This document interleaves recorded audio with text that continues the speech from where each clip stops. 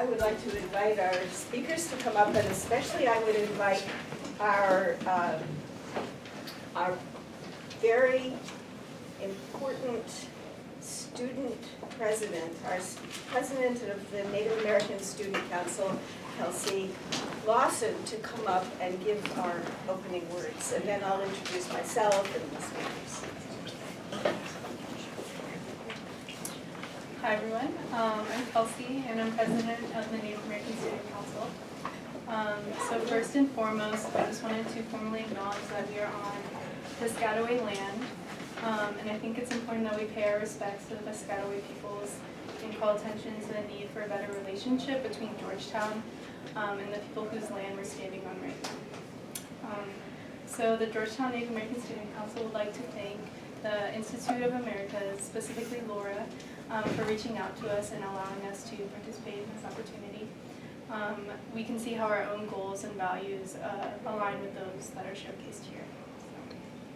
But our tiny group of 4 Native students, we have been working tirelessly to advocate for more Indigenous visibility and recognition at Georgetown. We started circulating a petition calling for the university to provide better support services for Native students on March 18th, and we received over 600 signatures from undergraduates, graduates, staff, faculty members, and even Congresswoman Deb Haaland, one of the first Native Americans ever elected to Congress. So we know that the Georgetown community is supportive of our cause, and because of this, we need to hold the administration accountable. We delivered our petition to the President's office on April 3rd, because this month is Native American Heritage Month at Georgetown for some reason, as opposed to November, as it is nationally. But yeah, we delivered our petition on April 3rd, but we have not yet been contacted about what the university plans to do moving forward. So we urge everyone to contact the President's office if you can to support our cause. And we also want to stress the importance of communication between Georgetown and Piscataway peoples.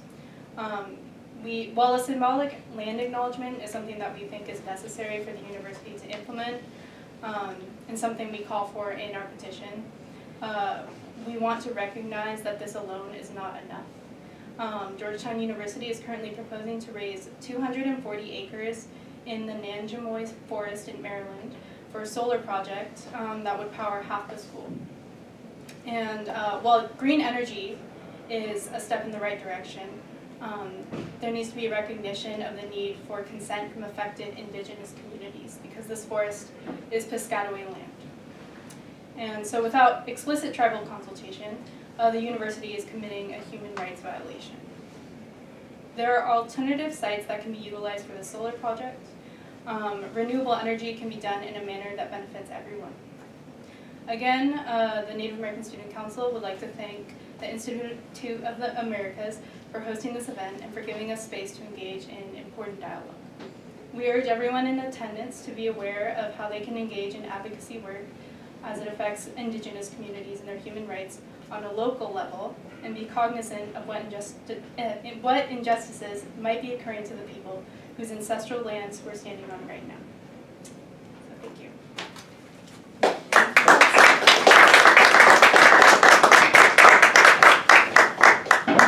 Again, that was Kelsey Lawson, and feel free to get in touch with her or with me about Indigenous Studies at Georgetown. I'm Marjorie Mandelstam Balzer. I'm co-founder, along with Betty Jacobs, who's sitting in the audience in yellow, of our fledgling Indigenous Studies, we hope to be soon, initiative. And we are delighted to be able to welcome you here today to Indigenous Peoples and the Inter-American System of Human Rights, Securing Pathways to Justice, ?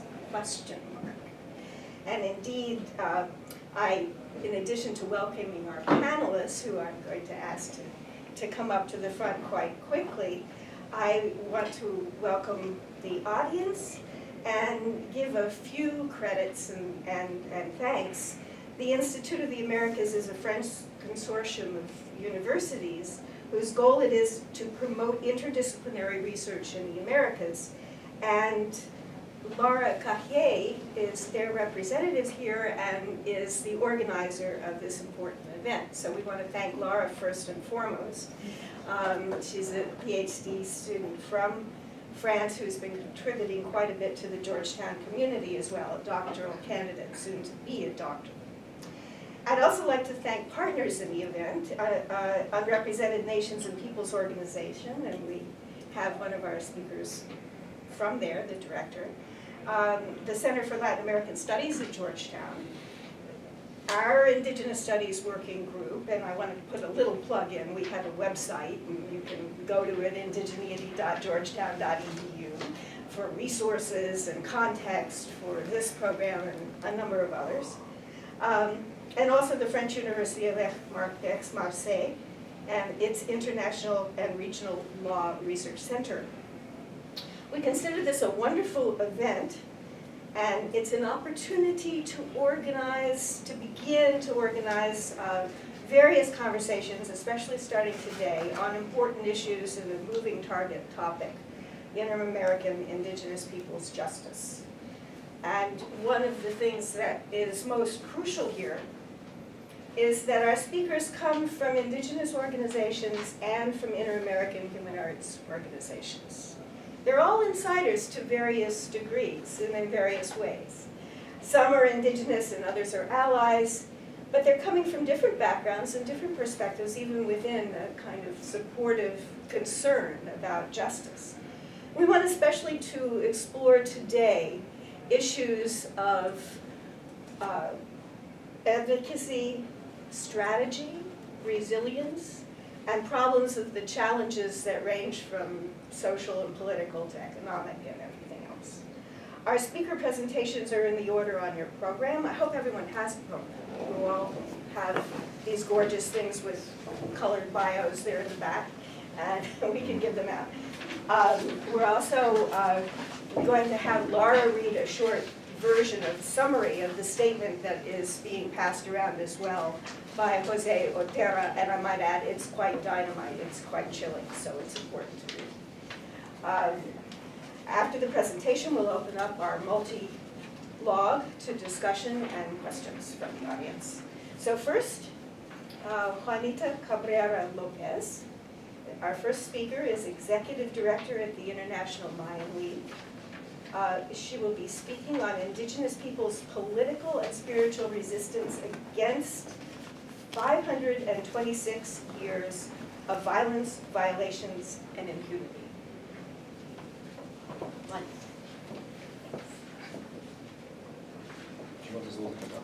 Yes. I had thought so, but actually, that's Makes you feel more comfortable. I didn't think that would be the case. we weren't sure. I'll be honest with you. We had all sorts of RSVPs for people who clearly are not thronging the room and creating standing room. So we were not sure that there would be room unless you sat in the front. So there you go.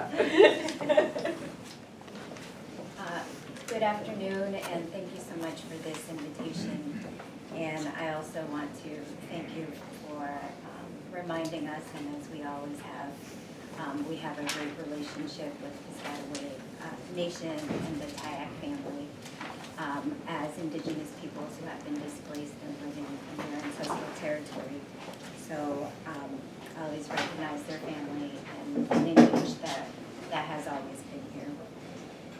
I also want to acknowledge today that in the Maya calendar is the Day of the Deer, which represents for us the 4 cardinal directions. And it's also a day of balance in recognizing the diversity of our Indigenous peoples and also seeking justice, which coincides very well with today. So I'm not going to speak the whole time. I'm going to start with a small video of some of the advocacy work that we as Maya people have done through our traditional government structures, specifically around the issue of Standing Rock. As was mentioned before, much of the work with Indigenous peoples focuses on our human rights violations connected with our lands and territories. And so we, as Indigenous peoples, went to Standing Rock, not as an NGO, but as traditional authorities through our autonomous structures, government-to-government relationship, to share our solidarity during the Standing Rock crisis.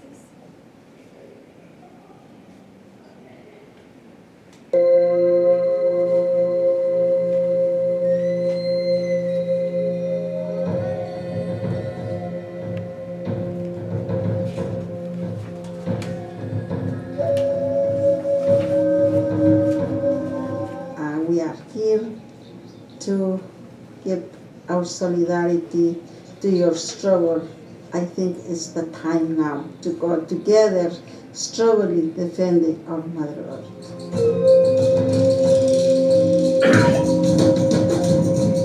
In the 80s, it's the same thing.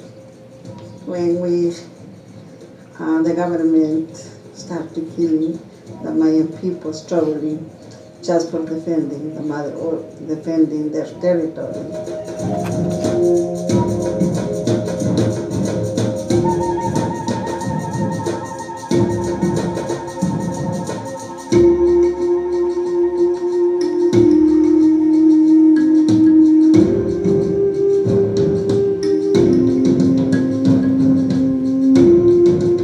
Porque los estados siempre han querido eliminar a los pueblos indígenas.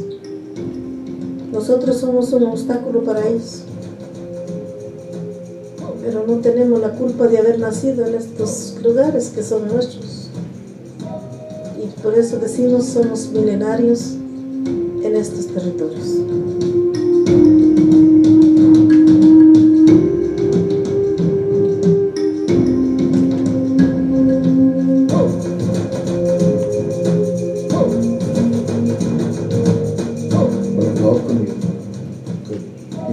Me for the rest of my life. Your picture and what you bring here will go with me, and I'll pass it on to my grandchildren, and they'll pass it on to their grandchildren.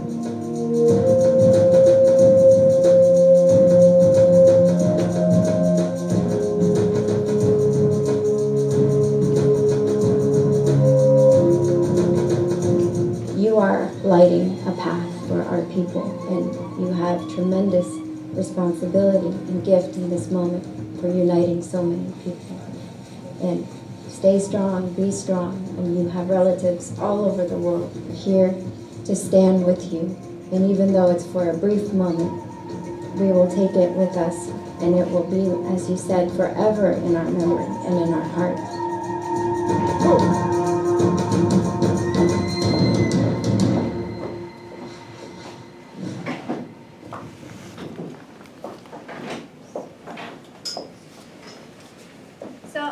This video because it is emblematic of some of the way that we as the International Mayan League have worked with our leaders, whether it's our leaders from Guatemala or also working with tribes and nations here in the United States. Again, through our traditional government structures, through our right of self-determination, through our right of autonomy. And as you saw in the video, ensuring that everything we're doing is also rooted in our traditions, in our ceremony, and that has been a cornerstone of our survival. If you look at this map, it shows tribal nations all throughout what is now called the Americas. So before the invasion of Europe came to this continent, there were already civilizations on here. That means distinct nations, languages, ceremonies, cultural ways, trade routes, economic systems, whole civilizations. It wasn't an empty place.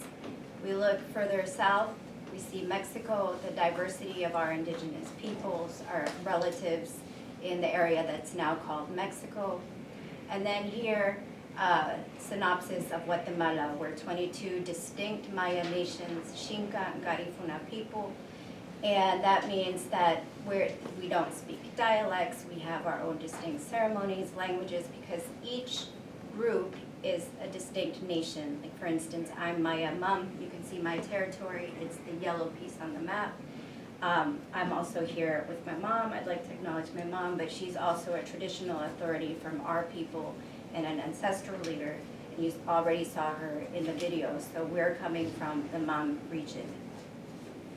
Now, I show this because, again, I want to reiterate that sometimes people think that they were coming to an empty space that was up for grabs, up for displacement, where in fact there were already tremendous civilizations and networks and very advanced in astronomy, in architecture, in agriculture, in medicine, and this is a narrative that is often not told. Because of the way that we as Indigenous peoples have lived with our Mother Earth as part of our cosmovision, much of the Earth's natural resources, though we call it goods of Mother Earth, whereas Western-based system calls it natural resources or natural resources for market. Much of it exists in our lands and territories. So about, I think the World Bank came up with a stat that was saying about 80% of the world's biodiversity exists in Indigenous peoples' lands and territories. So what that has meant is that while we're practicing our ancestral ways, while we're conserving our lands and territories and protecting our home, we've also ended up conserving a huge portion of the natural resources or goods of the earth, and that means that we're also under attack by transnational corporations. So in this map, what you see here are hydroelectric projects. Now, more often than not, you think hydroelectric dams are good projects, they're green energy, but in reality, as has already been alluded to with some of the solar projects in this area, if you're violating a nation's self-determination, their traditional government structures, not consulting with them, and going through and imposing projects, you're violating their human rights. And when our leaders stand up to these projects, this is what happened. This is a map where all of those dots are people who have been assassinated as connected to those hydroelectric projects. This is 40 human rights defenders since 2005. But actually that number is a lot more. Just last year in Guatemala, in a span of 4 months, 8 of our leaders were killed, connected with different projects. So when we get up and we stand up for our rights, not only are things like Standing Rock, where the military came in, but at the most extreme cases, there's assassinations of our leaders, or in very extreme cases, which all of our peoples have endured, there's genocide. So in Guatemala, we talk about eras of displacement in our peoples. We talk about the first invasion being 1524, the arrival of the first ships, and then a wave of theft of our lands and dispossession. So we talk about the liberal reform, and then the third displacement, which was the genocide and the wars of 54 through 96. And then now we're living in the fourth era of displacement due to transnational corporations. But this is just Guatemala, but you could probably replicate this in the United States, in Mexico, in Canada, and all throughout the Americas, because us as Indigenous peoples, we have similar history regardless of where we are. And so this is part of the reason why it's so important, not only because we have the right of self-determination and sovereignty, but also because we become stronger when we have diplomatic relationships between our nations. And we have that right to express it because we are sovereign nations.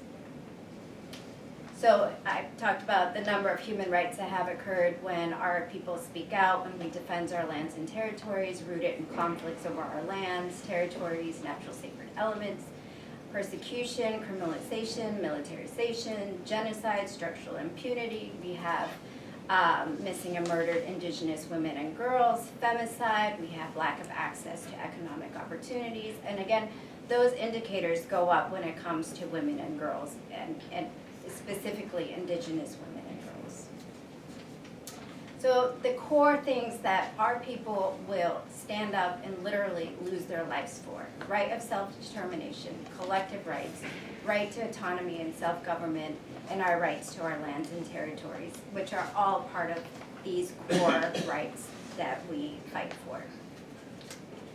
Several years ago, when the Special Rapporteur on the Rights of Indigenous Peoples, Dinah Shelton, came to Guatemala, she met with the Maya ancestral authorities throughout Guatemala as one of the government systems that she met. And actually my mom was part of that meeting, as she's part of the National Council of Elders. And so I share this photo because it shows you what our traditional government structures look like.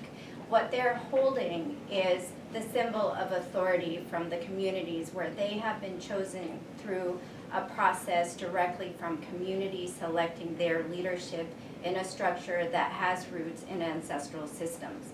Yet, despite the fact that these are systems that are very, very old, the government of Guatemala does not recognize this. And so we are fighting for not only our recognition as indigenous peoples, but also the recognition for our traditional structures and political systems and decision-making process. But this isn't just in Guatemala. This is a fight that indigenous peoples are having, not just in the Americas, but globally. This is an elder, Tata Oscar, who's actually Maya mum, and we visited him in jail several years ago where he was thrown in there because of standing up for water rights in our territory. Since he was released, he was under house arrest. But these are our community members. These are our friends, our families. And these aren't abstract issues, but these are actually things that are occurring to our people. And then the most recent victims of conflicts and genocide, these are children and grandchildren that have recently died at the border. We have Felipe, who died in December, Maya Chu. We have Claudia, who's Maya mom, who is actually from the town next door to where I was born. She's the young woman in the middle. She was assassinated last year by Border Patrol, shot in the head. We still don't know who did it. And Jacqueline Cal, who is Maya Kikchi. All three of these young people, babies, are emblematic of the outcomes of unresolved tensions and conflicts in our territory, which is why people are being driven out. So whether it's situations around natural resources under extractive industry, or now because there's just no dignified living conditions, the face of the violations takes multiple shapes, and it doesn't have boundaries because they're existing all throughout the area. So, and I think I'm almost up for time here. So a lot of times our people, as indigenous peoples, the ones who are violating us are the ones that should be protecting our rights, and those are our governments. And government systems that were created over our people, over our lands, and over our bodies. And so in the last 35 years, and I know the speakers will go more into depth on this, but it's really been important to go to the international level because most of the time there are no domestic remedies. There are no outlets of justice for us in our countries because it is our countries, it is our governments who are the ones who are violating us. As was the case, for instance, in Guatemala in the 1980s when genocide occurred in tandem with the military, with government, and with death squads that were all mandated under the government. And so that's one of the reasons why there is such extreme lack of trust in these institutions. So recommendations. We recently had the American Declaration on the Rights of Indigenous Peoples, which I know will be talked on further in this panel. The American Declaration is actually a very important instrument for us, but one of the things that it does is it creates stronger language in terms of indigenous peoples and voluntary isolation. It also has stronger recommendations on the rights of women and children than the UN Declaration on the Rights of Indigenous Peoples. But a lot of us from community levels may not necessarily know that this declaration exists. So not only more awareness about it, but we need to start actually working as well on the practical implementation on the declaration, but not imposed from government side, but working directly with our people on what does that look like. So consultations, and I know that this has often been asked. We keep asking for governments to recognize our governments in our traditional structures so that we can participate at the OAS level, we can participate at the UN, but not as NGOs, not as civil society, but as governments. And so if this right of self-determination and sovereignty were recognized, it would help solve the litany of human rights violations that are occurring. And so this process still hasn't happened in terms of the recognition of our governments. And then, of course, the other spaces that a lot of our people use are what's available through the commission, thematic hearings, presenting specific cases, building up the facts, making sure that we have evidence that there are human rights violations that are occurring. Country reports, we really need to make sure that they include Indigenous peoples, not just in specialized country reports about Indigenous peoples, but across the board. Continue to have the country visits, such as has been done by Ms. Dinah Shelton. She came down, and the reports that came out after that, but also follow through on the recommendations that they make. Oftentimes those recommendations stay as recommendations, and so having political will from the states to actually implement some of those. And then continue to present the cases at the Inter-American Court. Again, that has to be exhausted at domestic side. But these are some of the outlets that our people use, again, because oftentimes we find that there are no systems of justice in our country and that impunity continues. And so that it concludes my presentation. Thank you.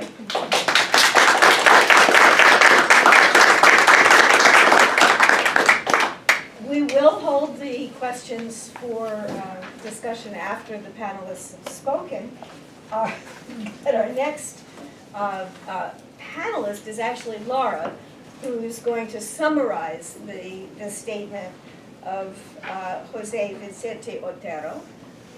It's important to understand that he's an indigenous activist from Colombia, and that he has been a journalist by background and is also working with our own anthropologist here, Joanne Rappaport. He's articulate, passionate, and has some very important up-to-date information, including just within the last week, an assassination in Colombia.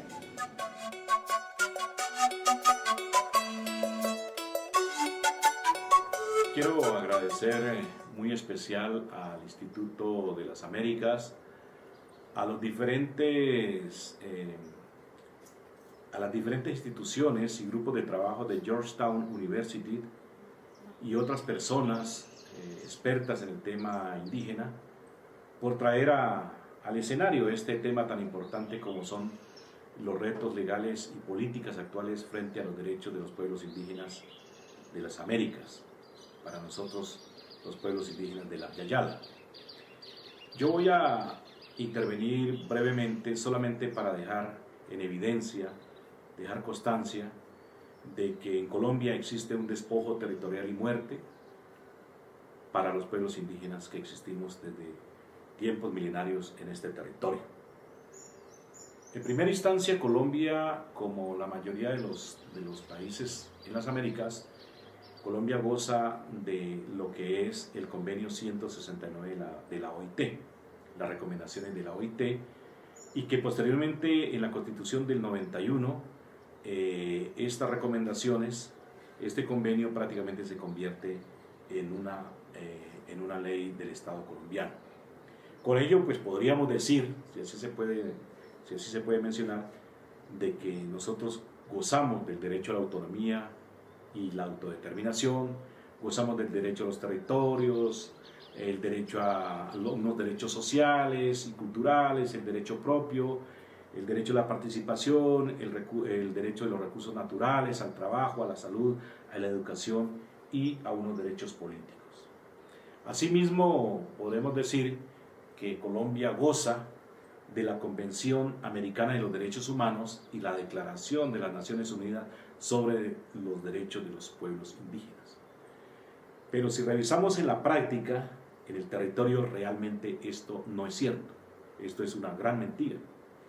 Porque en Colombia no hay garantía, no hay aplicación efectiva de estos derechos. Así pues, es una gran preocupación la que tenemos los 106 pueblos existentes en Colombia, sobre estos mecanismos, sobre estos tratados, sobre estos convenios internacionales y sobre todo la Constitución colombiana, en la cual está inmerso los derechos de los pueblos indígenas, pues realmente no hay absolutamente nada que garantice por lo menos la vida y la existencia de los pueblos. Así pues que en un auto que hizo la Corte Constitucional colombiana en el año 2004, que lo denominamos el auto 0004, prácticamente se evidencia de que los pueblos indígenas están en un grave riesgo de desaparición física y culturalmente. Este auto prácticamente es un llamado de atención que se hace al gobierno colombiano para que cumpla las exigencias, pero que tampoco se ha cumplido en su mayoría de la responsabilidad que se tiene. Se ha venido trabajando desde 2004, pero realmente no ha sido efectivo el cumplimiento en un 100%. Digamos que también hay una gran mentira, y es que ante la opinión pública nacional e internacional, el gobierno colombiano viene ratificando que en Colombia existe un posconflicto, que ya no tenemos ningún conflicto armado. Y la verdad es que aquí no existe ningún posconflicto, el conflicto se mantiene. El conflicto se mantiene porque yo puedo asegurarles a ustedes, y es lo que nosotros tenemos como estadísticas, es que la violencia sigue, la violencia permanece en nuestros territorios.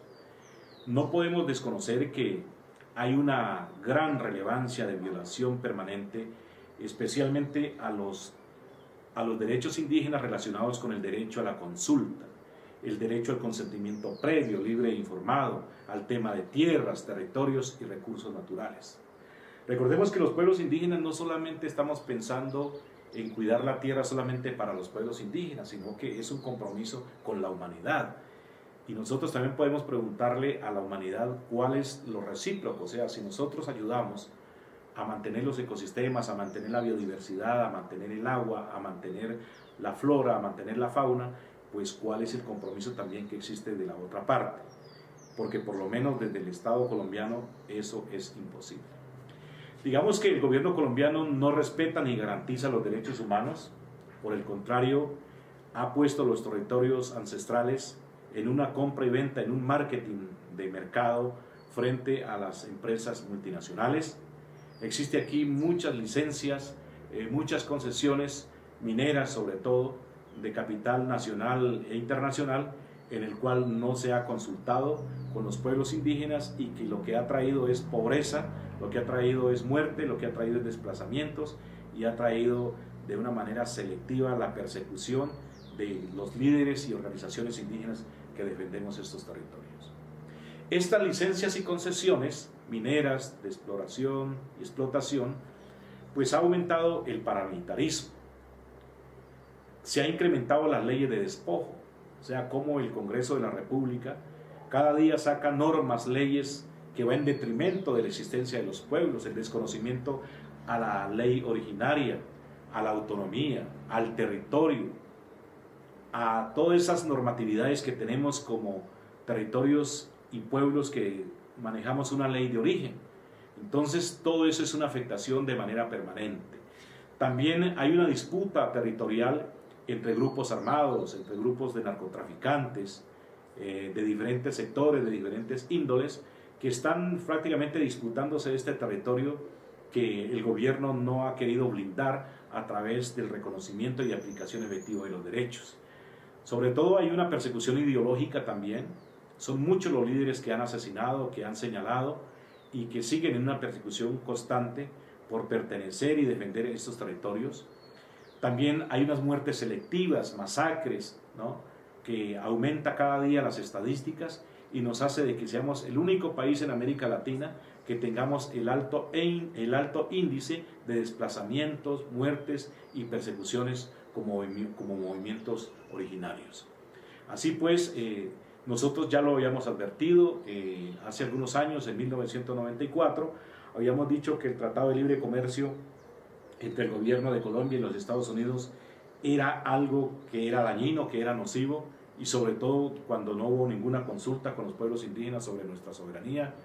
También advertimos en varios escenarios no solamente de Colombia, sino de todos los pueblos de la Yayala, de que el área de libre comercio para las Américas en el año 1994 también traería serias dificultades. El Plan Colombia, por ejemplo, nosotros habíamos advertido de que era un plan económico solamente para favorecer las grandes empresas que elaboran los químicos para la fumigación de los cultivos de coca, pero que realmente socialmente no condujo a nada, ni apoyó ni ayudó a ninguno de la sociedad rural en Colombia. También fuimos enfáticos en rechazar toda la instrumentalización de la integración de la infraestructura regional suramericana IRSA, el Plan Panamá-Puebla, por ejemplo. Todo eso nosotros dejamos como procedente de que no era más que una estrategia de entrar empresas multinacionales con el visto bueno de los gobiernos a acabar con lo poco y nada que nos queda en estos territorios indígenas. Así las cosas, pues, en Colombia la muerte permanece, la existencia de los pueblos indígenas cada día es más riesgosa. En un informe que hizo justamente la Defensoría del Pueblo, una institución que se encarga en Colombia de hacer seguimiento al tema de los derechos humanos, manifestaba que desde el 1 de enero del 2016 al 27 de febrero del 2018, en Colombia se presentaron 286 homicidios de personas, estos dedicados a la defensa de la comunidad o los derechos humanos. Y en lo que va de este año 2019 han sido asesinados 50 líderes sociales y defensores de derechos humanos. Pero también la Organización Indígena de Colombia, ONIC, en febrero de este año, advirtió a la Comisión Interamericana de Derechos Humanos que este año justamente de 146 asesinatos a líderes sociales en el año 2018, 58 eran líderes indígenas y afrodescendientes. Y que esto, en lo que va del 2019, han sido asesinados 13 indígenas. 9 han sido asesinados solamente en los últimos 2 meses en la gran movilización que hicimos en el suroccidente colombiano que denominamos La Minga. Allí fueron masacrados en una casa en La Delfina 9 personas con unos artefactos que fueron enviados, que fueron depositados allí para que fueran estallados estos indígenas. Otro murió en los enfrentamientos que hubo entre la fuerza pública y los pueblos indígenas en esta manifestación, y también un indígena que acaba de asesinar hace 24 horas en el Chocó. Podríamos decir que del total de las agresiones contra líderes sociales en el año 2018, que fueron 347, 149 fueron indígenas y afrodescendientes. Así pues que los pueblos indígenas hemos vivido la mayor parte de este conflicto que no nos pertenece. Le hemos apostado definitivamente a la estrategia de la defensa para la paz. Nosotros consideramos de que ese proceso de paz, esos acuerdos, hay que blindarlos. En esa firma de ese proceso de paz está el capítulo étnico, el capítulo indígena, y que también está próximo a desaparecer. Si desaparece, pues, esta firma de tratado de paz, que prácticamente el gobierno actual quiere aniquilarlo. Yo creo que también es importante dejar la evidencia de que el mecanismo de justicia especial para la paz está próximo a acabarse, porque también hay una política del Estado para acabar esta estrategia de judicializar y también de recibir a las personas que han cometido homicidios, errores frente a las masacres y asesinatos en Colombia, y que de alguna manera, pues, para el gobierno colombiano esto no es necesario. Podríamos decir que a pesar de las múltiples problemáticas que existen, también hay algunos mecanismos de resistencia. Nosotros le seguimos jugando a lo que son las vías de derecho. El único mecanismo que nos queda a nosotros son las movilizaciones, las marchas, y con ello hemos logrado de que el gobierno colombiano por lo menos haya escuchado a los pueblos indígenas, mas no de una manera definitiva. En los últimos 4 gobiernos existen más de 1.300 acuerdos incumplidos entre el Estado colombiano y los pueblos indígenas.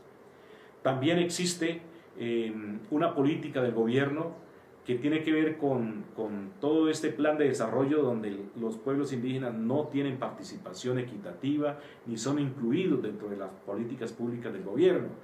También existe el fracking, que es una estrategia de explotación minera, el cual pues el gobierno lo ha implementado como una estrategia de desarrollo.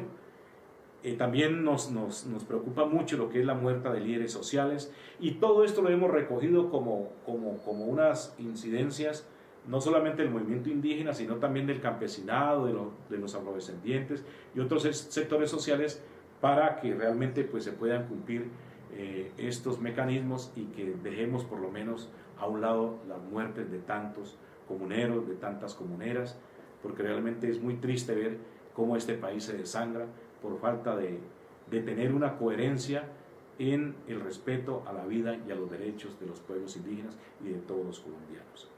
El discurso mediático es otro fenómeno que nos ha hecho mucho daño.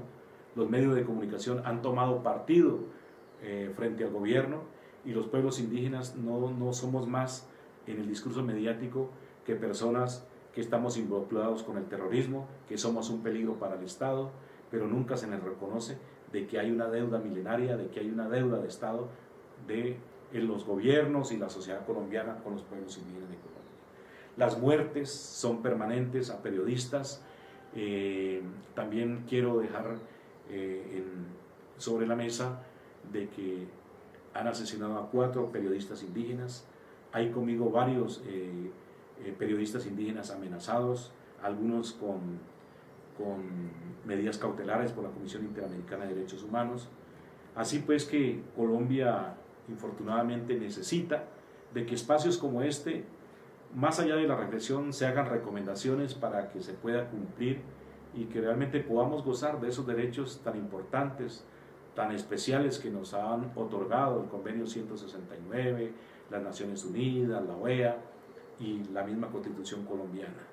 Yo quisiera, para cerrar y agradecerles una vez más, decirles que no nos dejen solos, que nosotros necesitamos de la comunidad internacional, que necesitamos de personas, de instituciones que le hagan seguimiento a este plan de muerte que está haciendo el gobierno colombiano frente a los pueblos indígenas.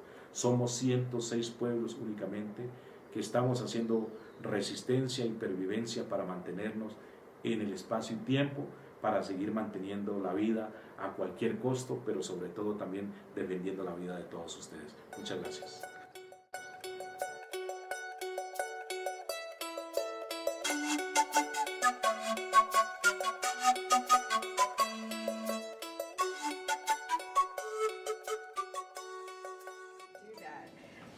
One of the things that's been so important as we have a perspective on indigenous peoples and how we count them in various places is that different countries obviously have different statistics and different means of having an identity as indigenous peoples. So 106 peoples in Colombia, and we get a sense of what's happening to them real time. And for perspective, we have other very different numbers in other places, which we'll get to. Our next speaker, I'm delighted to say, is a Georgetown alum, can't resist mentioning that immediately, who has become the Associate Dean for International and Comparative Legal Studies at George Washington U Law School. She's also a former senior attorney at the Inter-American Commission on Human Rights. And so we are just delighted to have you back on campus. And her talk is called Contemporary Tendencies in the Development of Legal Standards Related to Indigenous Peoples in the Americas, Challenges and Advances. And I might add, she's originally from Puerto Rico. Thank you so much. It's wonderful to be back at Georgetown, and I have to say, I'm very happy to see that Georgetown is organizing these kinds of events and working on such an important topic as Indigenous peoples and human rights. And thank you so much, Laura, for the organization of this event. I wanted to give you and concentrate my remarks a little bit on the Inter-American system of human rights per se. I was very privileged to be able to work at the Inter-American Commission on Human Rights for more than a decade, and I was extremely extremely lucky and very honored to be able to work a little bit with Indigenous peoples, with the issues, with the challenges, with the developments in international law. So I wanted to share with you a little bit of what I learned from that time, and a topic that I'm still studying now that I'm a full-time academic. And one thing that I want to start by sharing is that when you look at the Americas, we're thinking of not only Latin America and the Caribbean, but we're also thinking of the United States and Canada. The Americas covers 35 countries. So when we're thinking of the Inter-American System of Human Rights, we're thinking of this commission, we're thinking of this court, we're thinking of the Organization of American States, and we're actually thinking of 35 countries and indigenous peoples across the Americas, right? And another thing that I think is really interesting when you think of the Inter-American System of Human Rights is that the Americas has had a very important contribution in general to the development of what we understand today as international human rights law. And I think that's very palpable and cognizable when it comes to indigenous peoples. I think the contribution has been immense from indigenous peoples in shaping what we understand today as international human rights law, especially in the Inter-American System of Human Rights. The work of defining the obligations and the state obligations, as Juanita mentioned earlier, is usually the work of these international bodies. We have judges involved, we have commissioners involved, we have attorneys involved.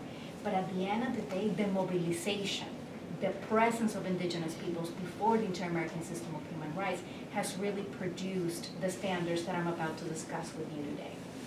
And one thing I want to note before I talk to you a little bit about this development of what we understand as legal obligations states have today is that the fact that you have an obligation codified in a treaty or in an American declaration or developed or interpreted in a commission ruling or in a judgment of the Inter-American Court does not mean that that gets properly implemented.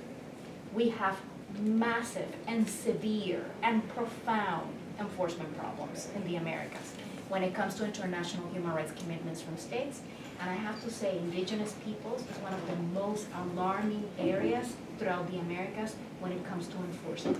There's a lot of work to do. So I want to start by saying that before I talk to you a little bit about what we understand today as indigenous people's rights within the Inter-American System of Human Rights, and maybe start carving a path forward for this as well. One thing that's really interesting when you look at the work of the Inter-American Commission and the Inter-American Court is that you have a set of rulings and judgments, especially those issued by the Inter-American Court of Human Rights, that have set this base or this background that we understand today as international human rights obligations when it comes to indigenous peoples. These are not the only bodies in the world that have pronounced on indigenous peoples, but these ones in particular have characterized themselves for being very detailed and for recognizing a lot of framework principles that we still use today when we discuss indigenous peoples, like self-determination, like this very important connection with territories and resources, right? And others that I'm about to discuss right now. I think when you think of the Inter-American System, it's difficult not to start with the judgments of the Inter-American Court of Human Rights. We have judgments from a range of countries, starting with Awastigni, with judgments related to Paraguay, with the judgments of Saramacca, with the judgments of Sarayaku. There's a lot of judgments that I could give you names today that have slowly set this line of standards that we have today recognized. This is not new, and this is not a voluntary set of obligations. These are real mandatory and binding obligations of states, especially when the Inter-American Court pronounces of them. So it's important also to clarify that in terms of international law. And most of these obligations and language by the Inter-American Court of Human Rights has been based on treaties as well, which is the primary source of international law. So I think it's very important to remark that from the beginning. And I think one of the most interesting things when you look at this line of judgments from the Inter-American Court and some rulings also from the Inter-American Commission on Human Rights, which have been important in this area, is that they have really defined some important obligations like the right to consultation, what we understand today as free, prior, and informed consent. And not only consultations as a process, but also the elements of that process. The fact that consultations should happen before the execution of any sort of investment, development, or tourism projects, as was discussed earlier. The fact that they should respect the governance structures of indigenous peoples. The fact that they should be appropriate culturally and traditionally and really respect the persons that are involved in these negotiations. They should be undertaken in good faith. Indigenous people should be able to consent, especially when or not consent, especially when we're dealing with large-scale projects. And there's many of us who think that they should always be able to not consent as well. So it really depends on the legal experts that you're consulting, but it's something that the tendency in international law is to actually provide for that opportunity to not consent. And I think one thing that's really interesting, aside from the connection to the territories, aside from consultation, is also this very broad conception of the right to life. We're not only talking about life or death anymore when it comes to the right to life, we're talking about the right to a dignified life. And that means also the ability to carve your own life plan and to be able to live your life in a way that actually is in accordance with your worldview, right? And your traditions and your self-governance structures. And I think that's a very important and interesting legacy from the Inter-American Court. But I think one thing, when I think of the Inter-American Court of Human Rights and when I think of the Inter-American system that's really interesting, is not only the development that is very specific to indigenous peoples, but also the development concerning other very important rights that really affect indigenous peoples. And we've seen a lot of very important advances on this lately. The right to a healthy environment, for example. The fact that indigenous peoples tend to be very affected by environmental degradation, pollution, and many other areas like climate change and other environmental problems of our time. The reality is that the Inter-American Court of Human Rights issued an advisory opinion on the environment and human rights very recently that is really a landmark document when it comes to this broad nature of obligations states have, not only to prevent environmental degradation, but also to supervise a lot of activities that cause this degradation. I think also one thing that has been interesting about the Inter-American system is all the standards related to this duty to supervise private actor activity. The reality is that when we're thinking of international human rights law, we're usually thinking of state obligations, and we're thinking about this need to restrain state activity and state authority. I mean, this is how international human rights law first came into being. Now we're also talking about responsibilities over the acts of private actors, right? And I think the Inter-American system has been really interesting in developing a line of obligations for states, especially in the framework of what we know as due diligence and this duty to prevent, investigate, sanction, grant reparations, but also supervise private actor activity, which I think is very pertinent, especially when we're thinking of extractive industries and development projects and investment projects that can be very harmful. I wanted to say a few things about the challenges, because the challenges are many in the area of indigenous peoples. And I have to say, one of the most important challenges are the lack of enforcement in general of the obligations that I just described. We have this beautiful language, and a lot of this language is very negotiated and fought. More often than not, when you're working as an insider in a place like the Inter-American Commission or the Inter-American Court of Human Rights, you see language like this, and this is the subject of a lot of discussions, a lot of negotiations.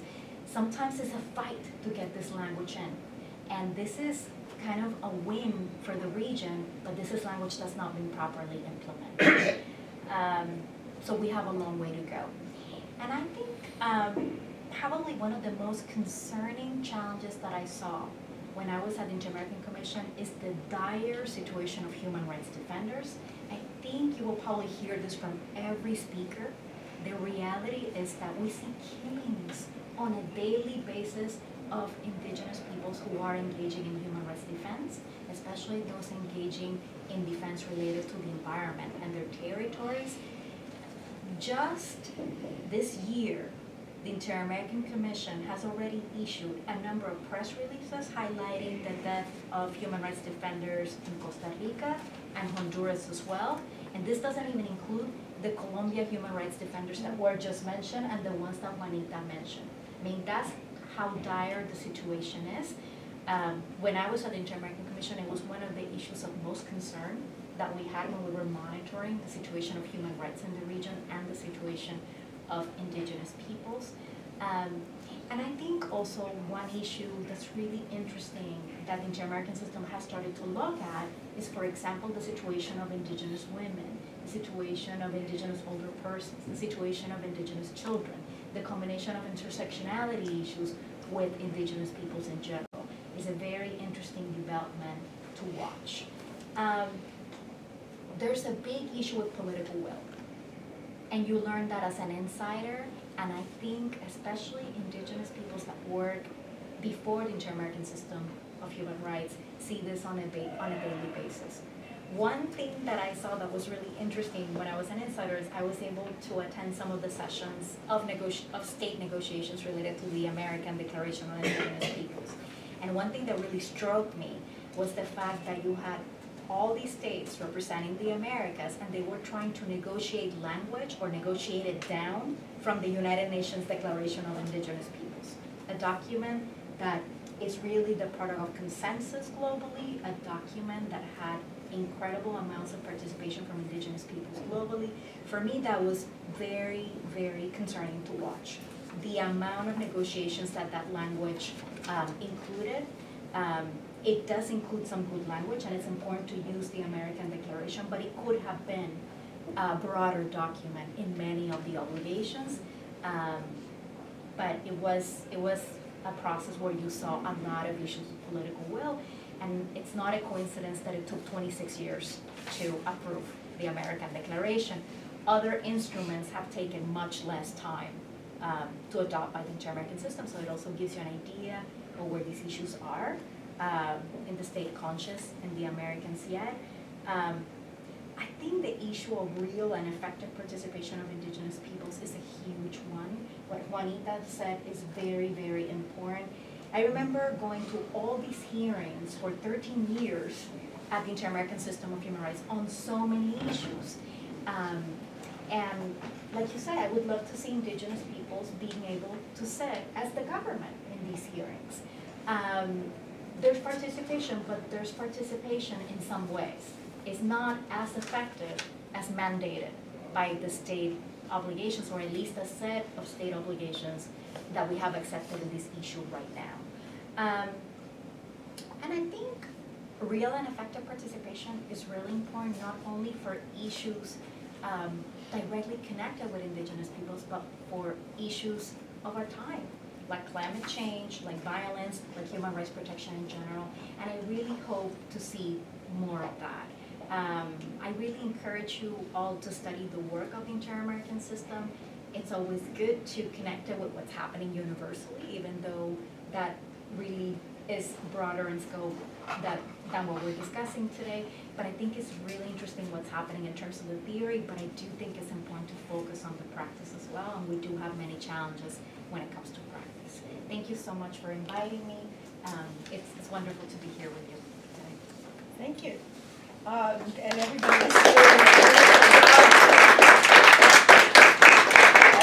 doing a great job of staying on time. I'm delighted that these various frameworks are coming forward. We have a kind of picture of the initial Indigenous Rights IOL 169 from the 50s, and then when it was revised later by 90s, so we have the UN Declaration of Human Rights, and now an American Declaration that is in some ways an improvement, in other ways watered down. I get the impression that we may have a little bit of tension here, particularly as it's a document that had 26 years in negotiation, which is amazing. What I'd like to do now is move on to our next distinguished speaker. We have Leonardo Crippa, And he is a senior attorney at the Indian Law Resource Center. We're delighted to welcome him here. He's got legal degrees, his first one's from Argentina. As in all of these cases, you've got more bio in front of you, so I'm not going to read everything, but just tell you that he's going to talk about challenges in the protection of Indigenous peoples' rights. Thank you. Thank you for Georgetown, the different centers and institutes for organizing this particular event. This is the first time I have a chance to speak about the work that we do at the Indian Law Resource Center. And so I'm very much surprised about the different institutions that are supporting this event, and many of them with a focus on Indigenous issues. I am going to be very brief, and I'm going to build from the previous speakers. I'm glad that Rosa was able to explain the Inter-American system very briefly, and so I don't have to spend time on that.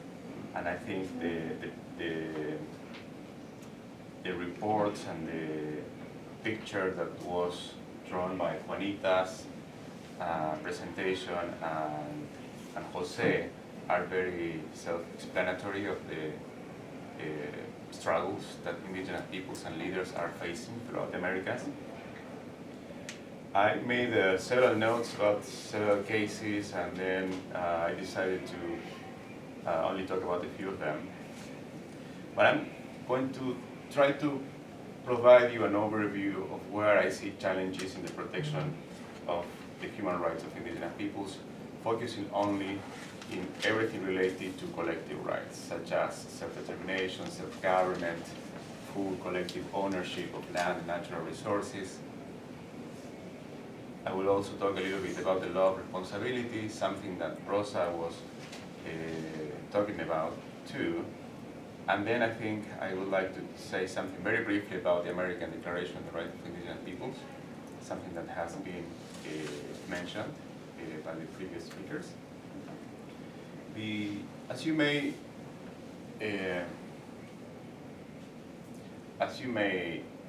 remember from the previous speakers, indigenous peoples have a special attachment to the land, and they are distinct political and political entities in the society of the nation states, and as a result, because of that very strong connection to the land, the territories and resources, and that self-government structure, they are entitled to the right of self-determination. Self-determination and the collective ownership of lands are key collective rights for the physical, political, and cultural survival of indigenous peoples as such. However, in the Inter-American system, you will not find, for example, a treaty, human rights treaty, laying out the different elements of the right of self-determination or the right of self-government. As you may have heard from Rosa, especially, the Inter-American system relies on one particular treaty, the American Convention on Human Rights, and on one key responsibility, which is the individual state responsibility. But this particular treaty, for example, falls short in explicitly recognizing the right of self-determination. And when cases are brought to the Inter-American system, especially the Commission, there is a tendency to try to fill that gap by looking into rules of interpretation. For example, Article 29, that suggests that in applying the pro homine principle, you have to look to the highest standard or make a progressive interpretation of the rules of the treaty in order to be able to provide effective protection to the victim. And that is resorting to rules of interpretation because of the main human rights treaty, while there are other sources of law. For example, for the right of self-determination, you have Common Article 1 of the UN Covenants on Civil and Political Rights, the UN Covenant on Economic, Social and Cultural Rights, and many UN General Assembly resolutions that provide for the right of self-determination. More recently, In 2007, the UN adopted the United Nations Declaration on the Rights of Indigenous Peoples, and this is the first instrument that lays out the right of self-determination for indigenous peoples. Here in the OAS, we have another declaration, which is the American Declaration on the Rights of Indigenous Peoples. The very first articles also recognize explicitly this right. However, if you read the decisions from the Commission and the Court, you see this overwhelming use to rules of interpretation for the purpose of filling the gap and trying to base our interpretation on the facts of the case and on the rights that are recognized in the American Convention on Human Rights. And so we have a problem there. It is very important because this very right of self-determination is a right that every people is entitled when it is subject to subjugation of the colonial power. And that's been the case in many situations in the Americas. One very recently development is what happened, for example, to the Rapa Nui people in Easter Island in the Pacific Ocean, where Chile exercises some sovereignty over this island. They have been subject to subjugation for over 60, 90 years. They've been put in a concentration camp called Hangaroa. They haven't been recognized as citizens of Chile. They basically leased the land to a British sheep company so that they can bring their animals and live there. And until 1960, they were for the first time recognized as citizens of Chile. And in the meantime, you can imagine all the displacement that the different clans of the Rapa Nui people suffered during that time. Of course, it is not a well-known story, but very recently, in 2010, there was another exercise of power over the Rapa Nui people because many of the clans decided to go back to their traditional lands. We're talking about around 36 traditional clans, and most of them decided to go back. And when they went back, they found government offices, private companies, headquarters, and so forth. And it implied the militarization of the island for the purpose of reseeking power of Chile over the Rapa Nui people. When the issue was brought to the Inter-American Commission on Human Rights, I don't think the Commission knew about the Rapa Nui people. I was the lawyer representing them.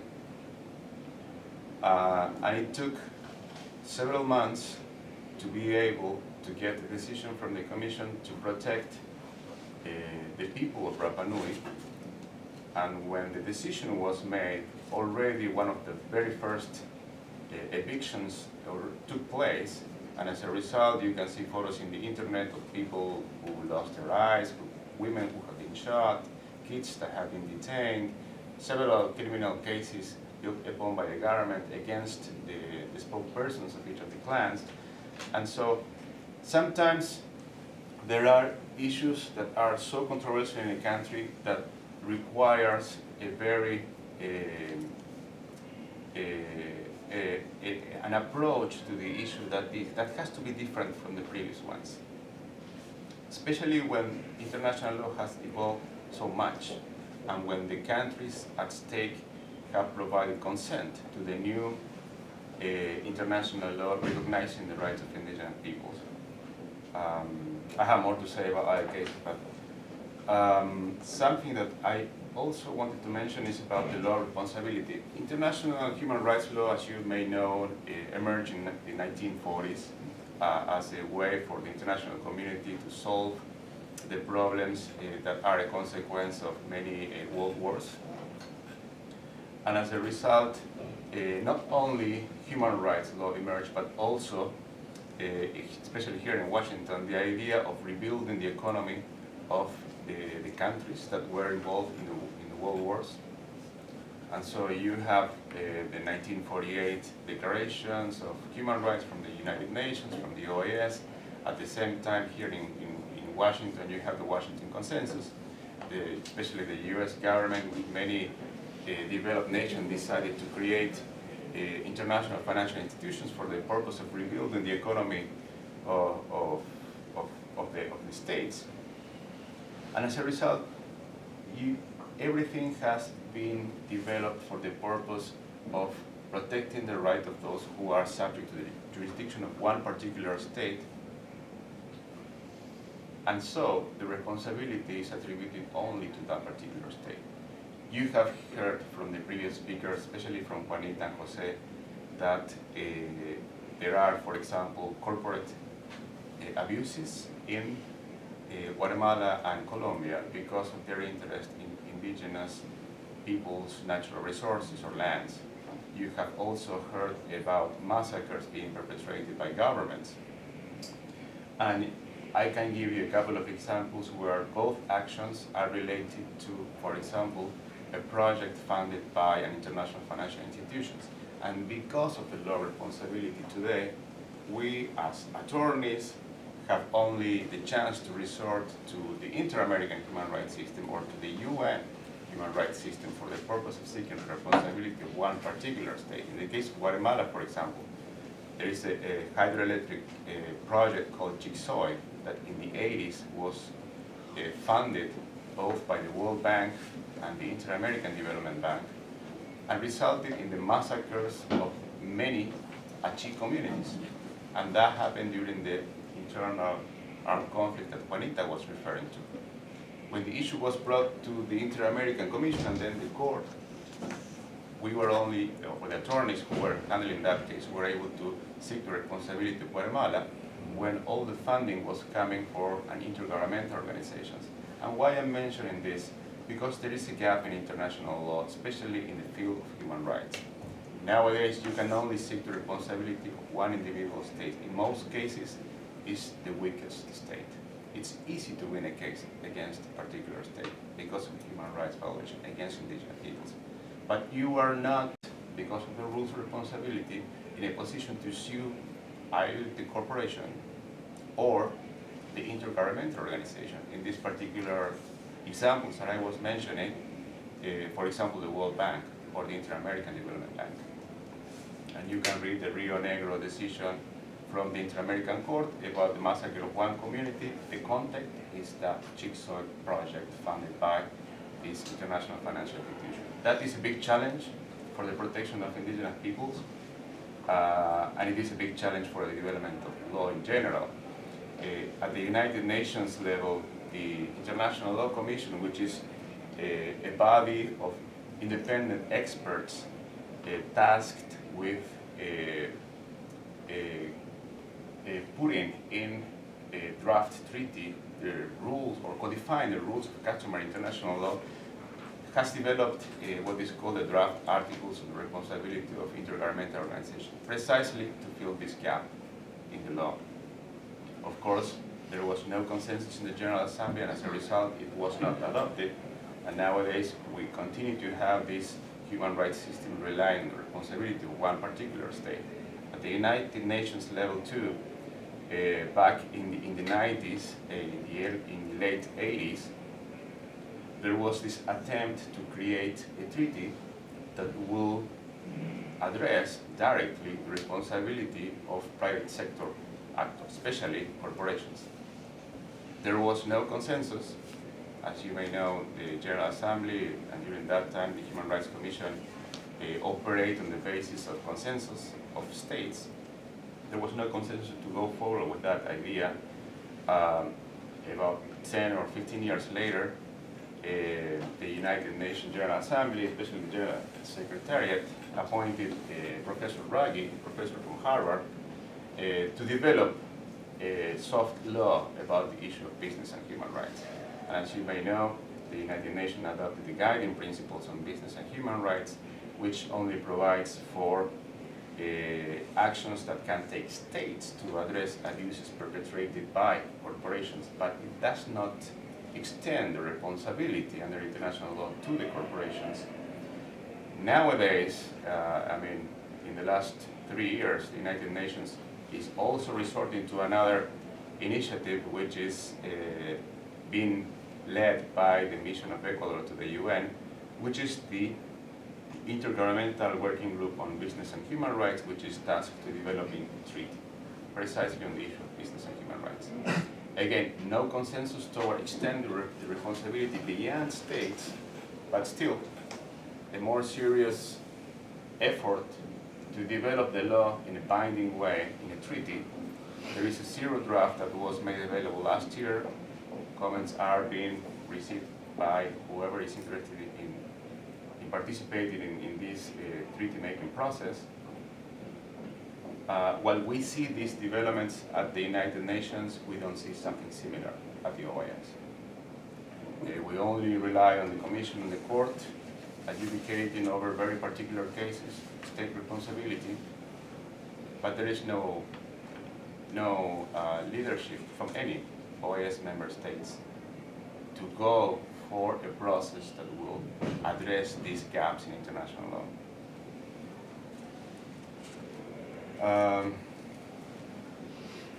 Standard setting.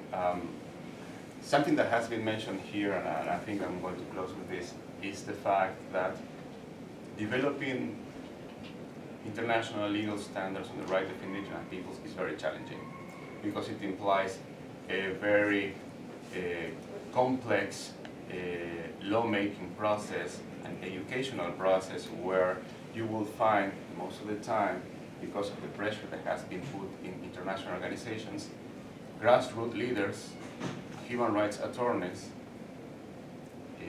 and governments that are making up organizations such as the United Nations or the OAS to negotiate vis-a-vis, in these particular cases, a declaration for the purpose of having an organization declaration on the right of indigenous peoples. And it takes time. But the importance of this long lawmaking process is that in the meantime, you have different human rights bodies making use of the legal standards that are being developed. For example, in 2001, the Inter-American Commission on Human Rights decided the Mary and Carrie Dunn case against the United States, and it looked into the draft American Declaration on the Right of Indigenous Peoples that was being negotiated during that time. And there are other cases like that where the Commission resorted to developing principles of law that members of the Organization of American States were developing vis-a-vis indigenous peoples. Now, the OAS General Assembly has adopted back in 2016 the American Declaration on the Right of Indigenous Peoples. It's the first regional instrument about this particular set of rights.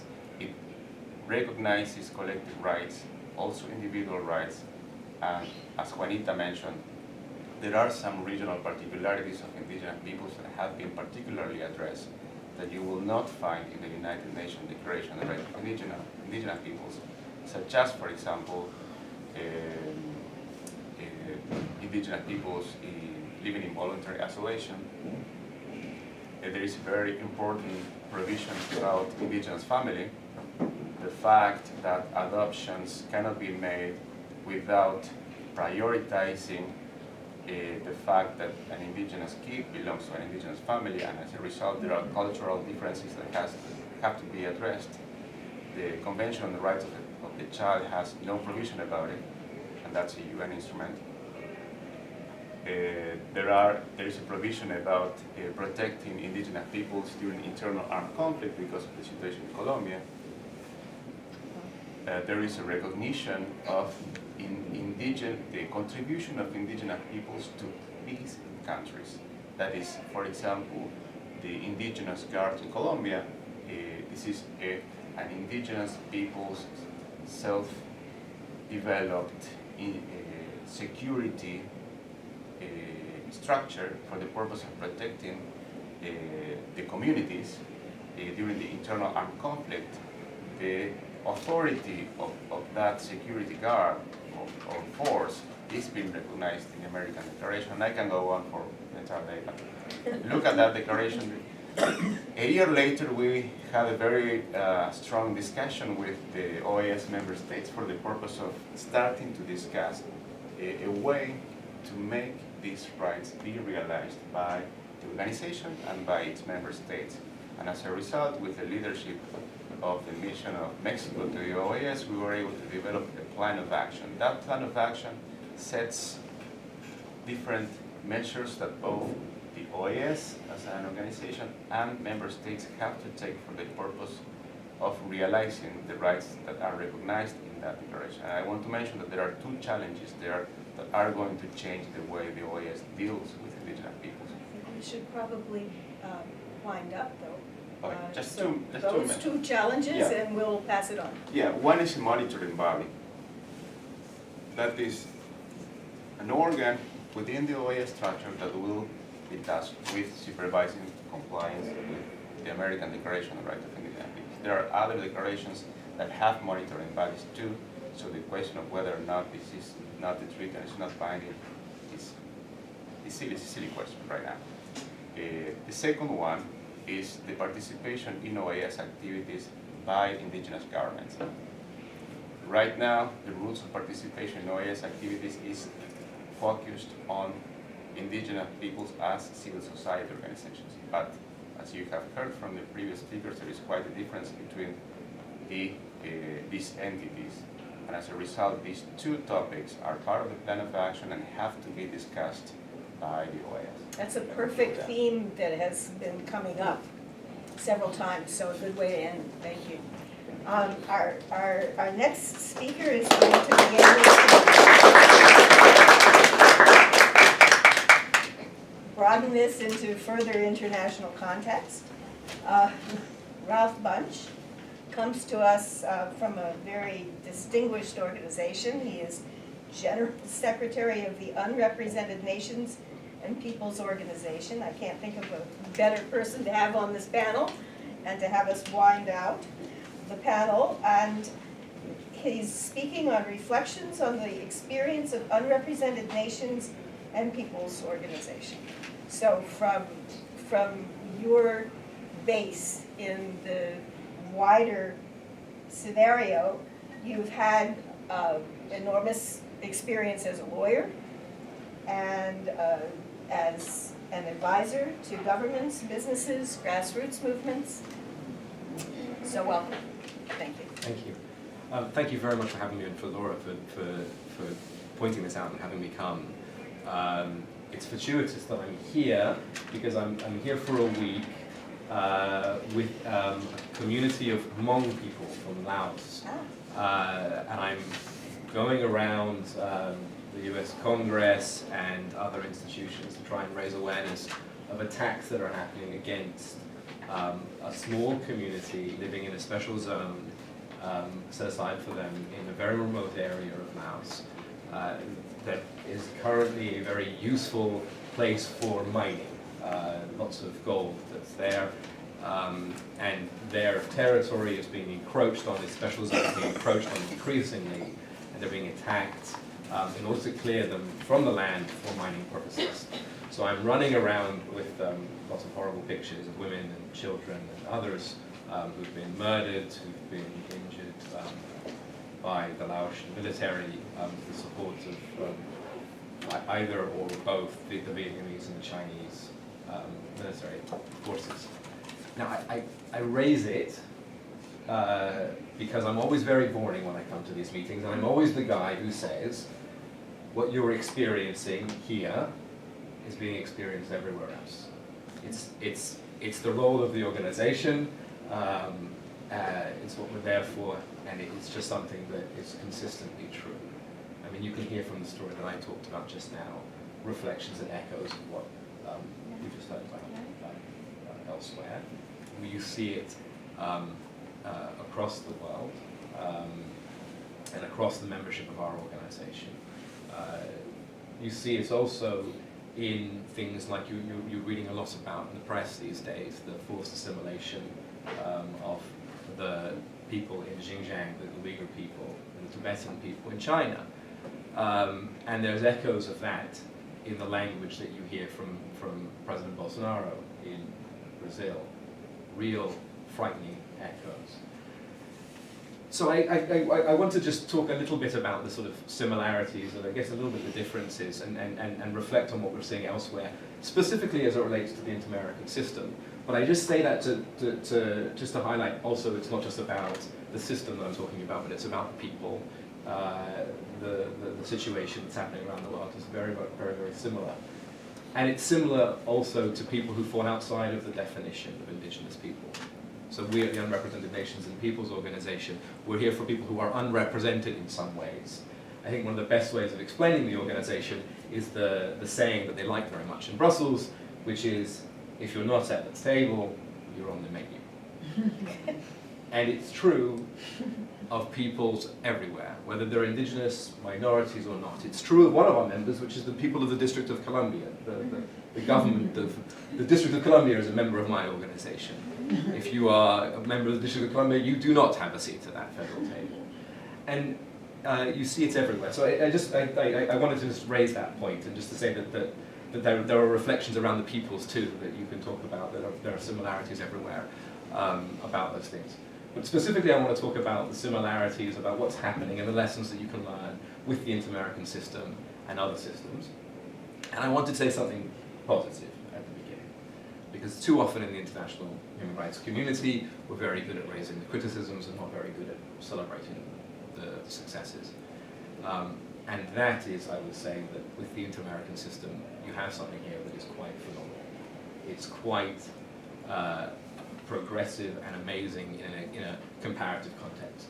Yes, it has significant challenges, and we've heard about those challenges, but when I look at the functioning of the European Convention of Human Rights, when I look at the functioning of the various bodies in Africa, whether it's the Southern African Development Community or the African Union, you can see real positive things here. Positive in terms of the court and the way in which the court is moving the definitions. We heard about that earlier. Really moving these definitions in positive ways in an environment where it's almost impossible to get international consensus on rights like the right to self-determination, to get those standard settings. The court moving those definitions is amazing. And the participation levels. I agree with you. I heard a lot about the participation challenges that are here at the Inter-American system, but the participation levels are better than I see elsewhere. The fact that you're having the conversation about wanting a seat at the table, not as civil society, but as indigenous government, is an amazing place to be in comparison to where other peoples are elsewhere. So I want to say those things because it's really important that we remember them. We always forget those things. But now just to go through the challenges a bit, because you hear about them, with the court and with participation. I want to talk about this sort of globally, talk about some of the things that to be able to be concerned about and aware of, but also some of the positive things that are happening elsewhere. So on the court, I think the big challenge that you're seeing with the court, that you can see a lot in Europe, there are twofold challenges and they're interrelated. One is a backlash against the court. It's very progressive, it's moving things very progressively in ways that I think we all want it to move things, but that is causing a backlash, particularly as it relates to countries that have the rise of populist governments. And you can see that in Europe, you can see that in sub-Saharan Africa for sure, with the Southern African Development Community, which basically had to wipe out the court because of the judgment that people didn't like around land rights. You can see it in the European Union with countries wanting to withdraw from the Council of Europe, like Britain, wanting to withdraw from the Council of Europe as a result of the judgments of the European Court of Human Rights, and you can see it here. It's been a persistent problem in the inter-American system, threats to or actual withdrawals. As well as something that you see a lot in Europe, which is court packing, constitutional courts being packed and being very pro or very anti the European, the international mechanism that's being enforced, the inter-American mechanism here in Europe, the European Convention on Human Rights, and setting out judgments that are effectively excluding the jurisprudence of the court, one way or the other, from its applicability at the national level. It's very concerning, and it's linked also to this question of enforceability. So everywhere, that's the issue. In Europe, that's really the issue. Judgments that are not implemented, judgments of the courts that come out that are very strong, that governments, that courts are refusing to implement. And you see it throughout the inter-American system. It's a big problem. So those similarities really do exist on those things. So it's the populism, the sort of backlash, the fighting against it, and the other things. And I just have some reflections on what's going on in Europe about that stuff that I think is quite useful. So in one thing that's happening in Europe, there's a renewed focus on trying to use the mechanisms that exist for implementation to get better implementation of the judgments of the court. Civil society groups are creating networks that aim to sort of press as hard as they can at the national level and at the international level for greater implementation of those judgments. And one thing that's happening more and more because of the European Union and the benefits of engagement with the European Union that exist are increased efforts to highlight that the failure to implement judgments of the European Court present fundamental rule of law problems with the countries, within those countries. Because the convention is part of the constitutional order of those countries, and it's very similar here. And there's a movement to sort of start tying aid and trade a little bit more to this rule of law crisis that's happening in terms of implementation, and I think it's starting to help move things forward, greater focus on sort of ensuring implementation and following it up. It's happening and it's making a change. So I think there's a lesson that can be learned here on that. It's important also because because without it, there's become a bit of ennui, or whatever the word might be, actually, a bit of dissatisfaction with the system as a general matter. And that's very dangerous because it plays into the hands of the populist governments that want to withdraw from these regional bodies. So that's on the court. On participation, I just want to say again how it is a very participatory system here compared to others. And I want to talk about a report that we're about to issue on the United Nations mechanisms, because what's happening at the UN level now is quite frightening, and I think it's something to be aware of and concerned about here. Although I don't know if it's happening here, I don't think it is in the same way, other than there is obviously the on-running problem with human rights defenders, which I'll get at. There have been some very hard-won gains at the UN system. In 2000, we have the Permanent Forum on Indigenous Issues, which gives a forum for Indigenous people to speak about their issues at the United Nations. 2007, you have a minority forum that's created that gives minorities greater voice at the United Nations. Really hard-won, long fights to get these things that are really important to get people at the table, even if they don't have the equal level of nation states. But there's been a backlash, and it's been very, very aggressive. As the US is sort of pulling out a little bit of its focus, a lot of its focus at the United Nations, the European Union is divided and is not very good at taking a lead in protecting the rights of these independent voices of minorities and indigenous people in particular. China and others have started to move the system in a way that sidelines human rights and sidelines the voices of others. So participation, getting ECOSOC status, which allows you to participate, is getting harder and harder. It's making it more and more difficult to get ECOSOC status. My organization has never had it. It's always been impossible for us because of who our members are. But other organizations that you would typically think would not be that concerning, they're talking about human rights of minority or indigenous communities, are finding it much harder to get ECOSOC status. When people get into the United Nations and start working there and talking there, their voices are either being drowned out by gongos of government, non-governmental organizations, or they're being, and they are being followed, intimidated, bullied in the room, pictures taken of them, and then most crucially, most disturbingly, reprisals are taken when they get home, or if they're not home and they're in exile, against their family members. And it's a very consistent trend, something that I'm very concerned about. And I'm not sure the extent to which, I'd actually be interested to hear the extent to which this is existing at the inter-American system, albeit that there is this issue about human rights defenders. But I say it as a warning because the playbook has been established now on how to drown our voices internationally.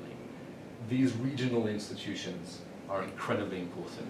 They exist Actually, historically, there's a great book I recommend everyone looking into by an academic in Chicago called Adam Getachew. I said that wrong, I'm sure, who tracks the history of the right to self-determination and the creation of multilateral and regional institutions, and talks about the rise of self-determination movements and nationalism in the context of a need for internationalism, for regionalism, to protect against imperial domination. And you have to remember that when you think about these institutions, these regional institutions, the greater unity that we have regionally has historically been designed to prevent against sort of big power domination. And unfortunately now we're seeing the playbook has been sort of set, but is now making these international institutions not work. And it's very important that we try to make them work, because without them, people are voiceless, and we can hear it here in the conversations we've had. The inter-American system is all we've got to speak. And so for us, we're at this really scary, critical moment. Populism is in the West, it's just everywhere. People are scared of international institutions, and then repressive governments are turning those international institutions into vehicles for repression. And I'm worried that this might happen here in the American system. That's what I have to say. Thank you so much.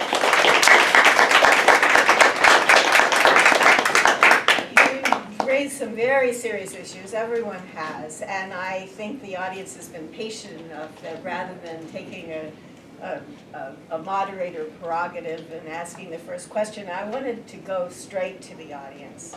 I can fill in gaps if need be, but I suspect that we've got a lot on our plate and not a lot of time for discussion. So let us see if you've got anyone here who would like to address any specific speaker or a more general question.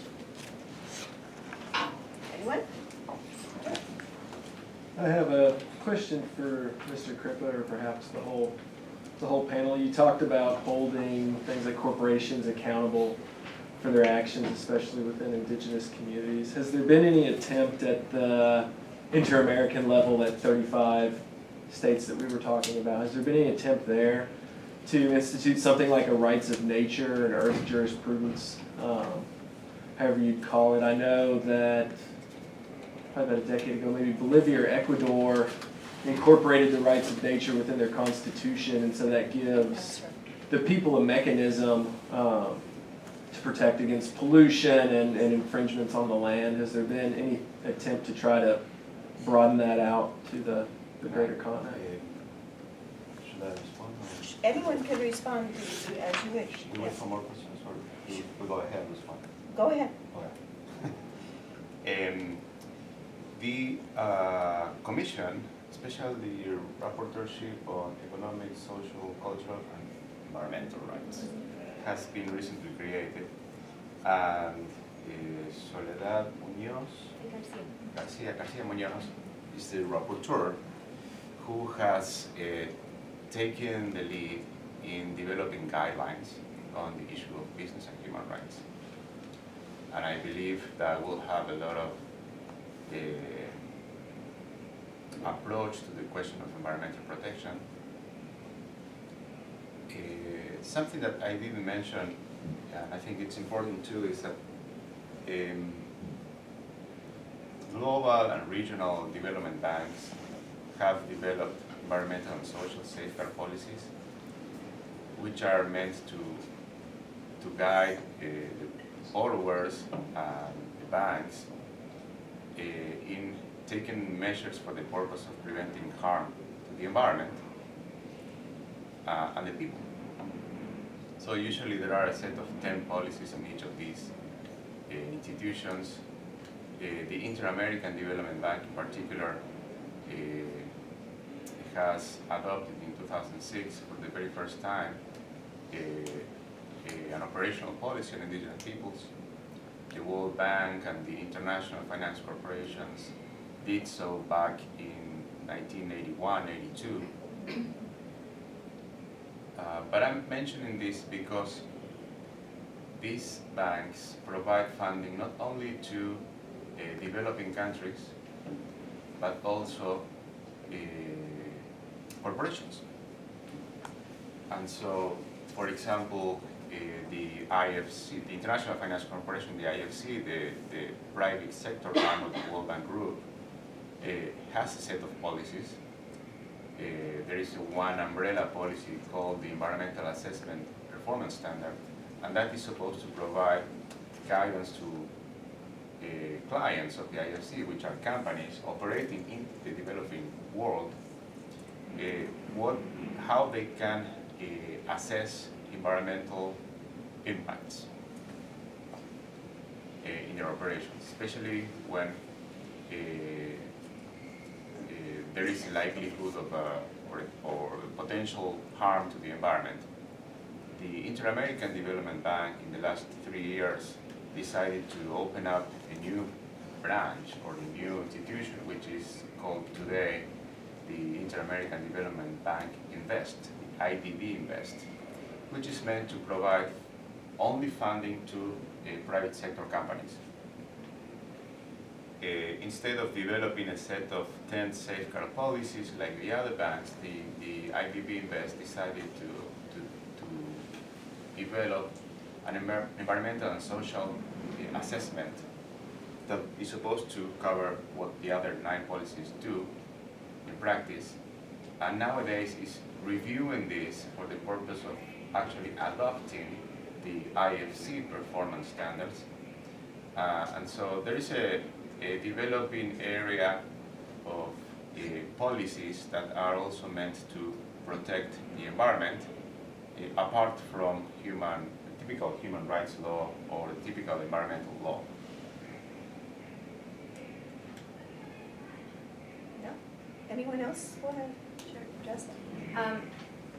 I think it's important to acknowledge that these policies are being developed, but you think of again the practical implication and who holds that process accountable. For instance, an example with the Marlin mine, which is in Guatemala and one of the largest gold open pit mines that was actually in our territory, had funding through, I think it was the IFC, and it had been touted as a model of how to do development right. And so now that the project has been closed and the news clippings just came out last week, people are still asking, what about our water? You know, what about the pollution that was left since the closing of the mine? And so this is despite the fact that Guatemala has been a champion, quote unquote, at the international level to advance indigenous people's human rights within the UN spaces, within the OAS, has friendly member states, has ratified everything, has very lovely sounding articles in our Constitution, has a mandate from the peace accords and the identity on indigenous peoples. But it goes back to how does this actually trickle down? When do we get to participate on what's happening on our lands and territories? And also, I think if you look at like Bolivia, it did become part of its constitution, but that hasn't really seemed to materialize so much either. One of the things that I think is important is just from my observations, for instance, from FPIC, Free, Prior, and Informed Consent, when that became kind of the trend and the standard that environmental organizations kept talking about, the substantive rights of self-determination and autonomy and self-government got lost in the wave of everybody pushing free, prior, and informed consent.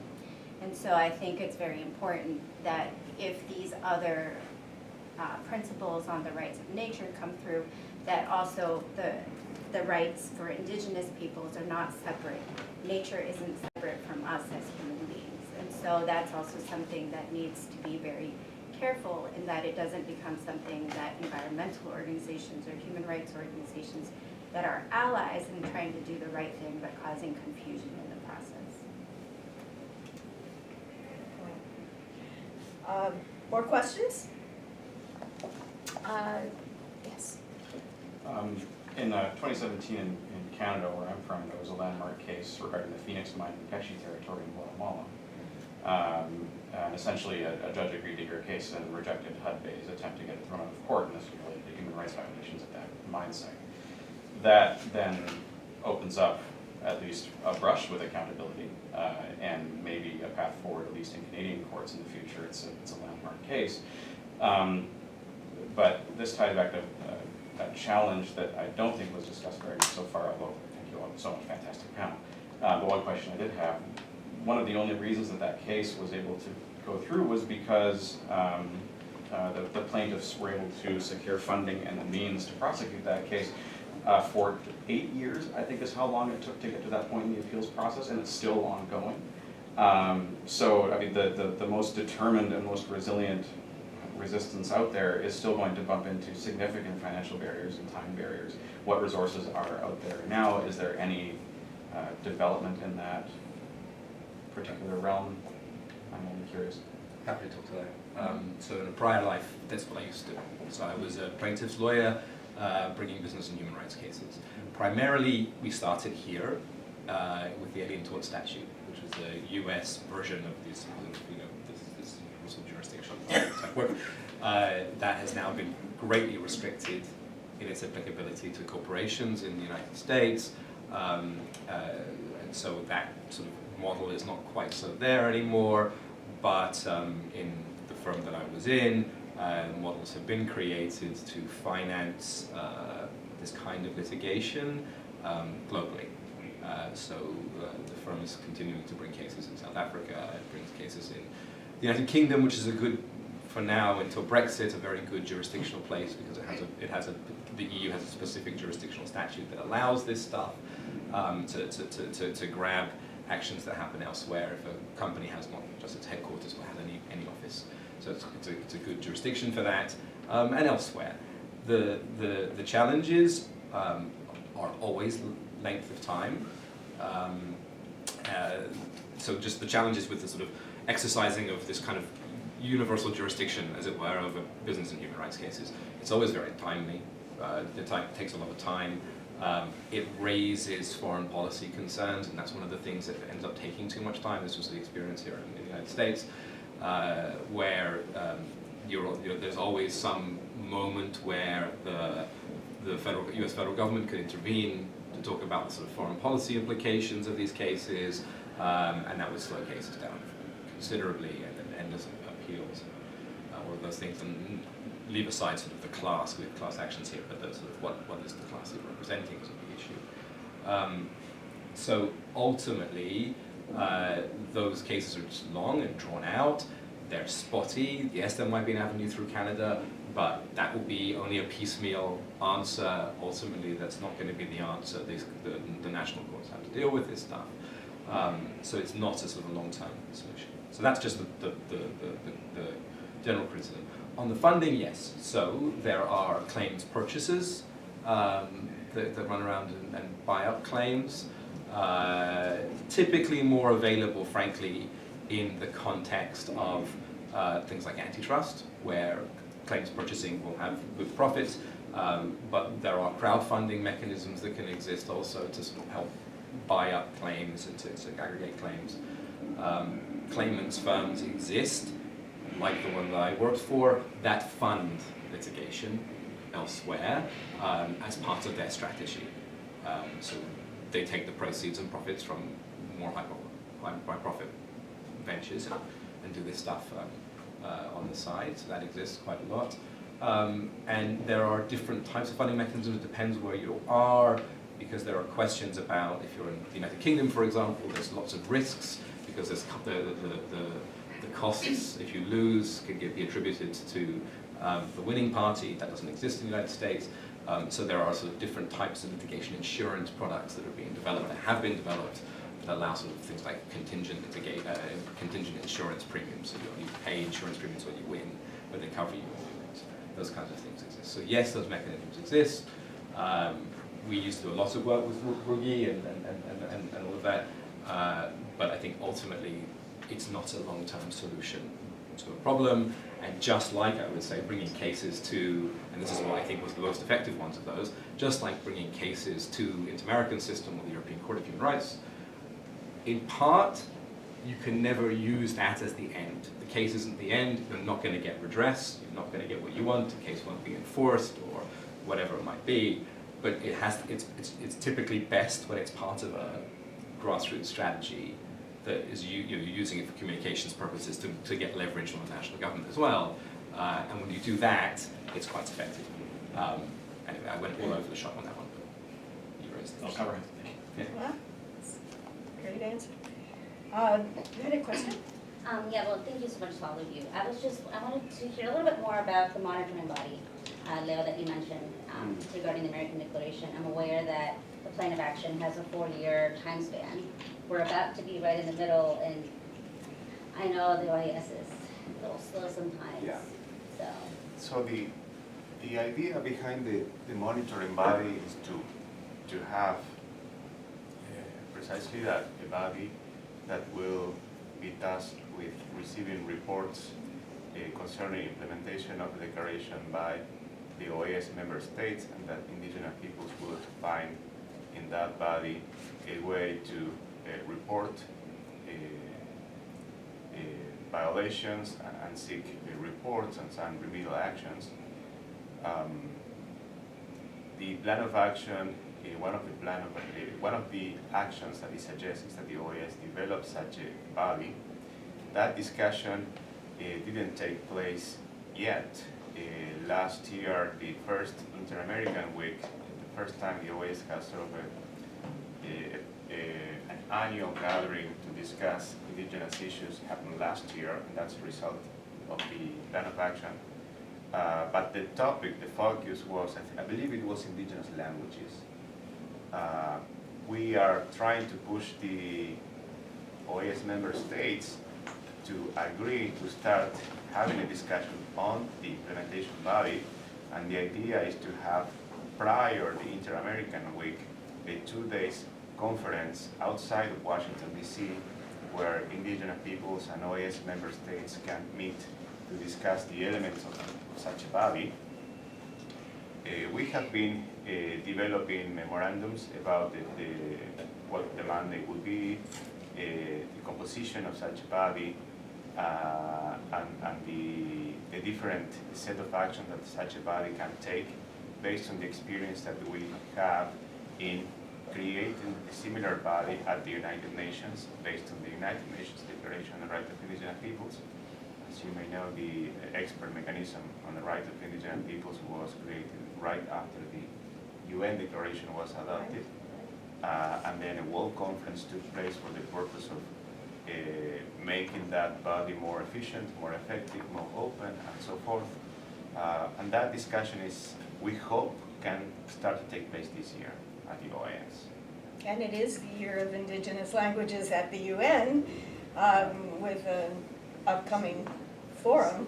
But I have to say everything in the OAS has been about, as you can imagine, Venezuela and Nicaragua, and so many issues have not been able to be addressed. Solo quiero agregar un poco y una pregunta sobre el sistema de la Declaración de los Pueblos Originarios en 1993, porque yo estuve en Austria. Just wanted to add a little bit and ask about the Declaration of Original Peoples that stemmed from 1993, because I was a part of that convening.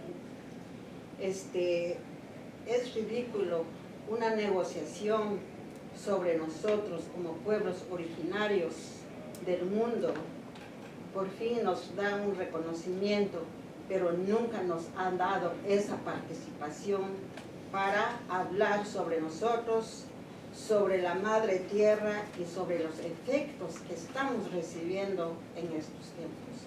It's ridiculous that these negotiations take place regarding us as original peoples, but yet we continue to be left out of the conversations regarding Mother Nature and our rights in protecting our natural environment. Entonces ahora, ¿cómo ven ustedes, como ustedes tienen una capacidad, tienen esos derechos de estar en una mesa de negociaciones, cómo va el sistema hacia la humanidad? and you that have access to these spaces and you're present at these tables, whereas we're not, how do you see these spaces actually doing something to benefit us original peoples? Porque durante estos tiempos que se ha hecho esa declaración, el caso de Guatemala cada vez se ha empeorado. No solo de Guatemala, pero también que todos los pueblos que participamos en ese tiempo nunca hemos escuchado nuestras peticiones, las resoluciones completas que nosotros necesitamos. And while the negotiations were taking place for this declaration, the situation in Guatemala has continuously gotten worse, and we're not hearing of these resolutions and these processes that are happening. Entonces quiero saber de ustedes cómo ustedes siempre están, y nosotros somos el contexto y ustedes tal vez son el texto que sí manejan los documentos. Esa es una pregunta que haría a ustedes. So, essentially, how do you see this? We are the context, and essentially you are the text writers. Yes, I think you'd answer. Muchas gracias por esa pregunta. It's crucial. Y yo creo que es una pregunta, le voy a dar la contestación de una persona que estuvo adentro y una persona que está afuera ahora. Lo que yo vi adentro y lo que veo de afuera. No es un sistema perfecto. O sea, cuando uno mira el trabajo de la Comisión Interamericana, cuando uno mira el trabajo de la Corte Interamericana, estos son sistemas regionales, es un sistema regional que a pesar de que es fuerte, es un sistema imperfecto. Y cuando yo pienso en el tema de participación, yo creo que hay mucho que todavía hay que hacer. O sea, yo vi a muchos pueblos indígenas venir y reclamar ante la CBH y ante la Corte Interamericana y obtener muchos logros. And can you give a translation? Sure. I wanted to give you an answer, a two-layered answer. One from an insider, from a previous insider, and now from an outsider. And one thing that I learned from the Inter-American System of Human Rights is that it's a regional protection system, that it's very strong, but it's very imperfect, very imperfect. But one thing that for me was fascinating to watch was the issue of participation, especially when it comes to indigenous peoples. Y ahora continúo en español. Cuando yo veía a tantos pueblos indígenas movilizándose alrededor del sistema interamericano, y yo trabajé con todos los temas del sistema interamericano, porque yo estaba a cargo de las relatorías temáticas de distintos temas, y realmente para mí los pueblos indígenas era impresionante la movilización que tenían alrededor del sistema, y a mí siempre me ha impresionado mucho todo lo que han logrado ante el sistema.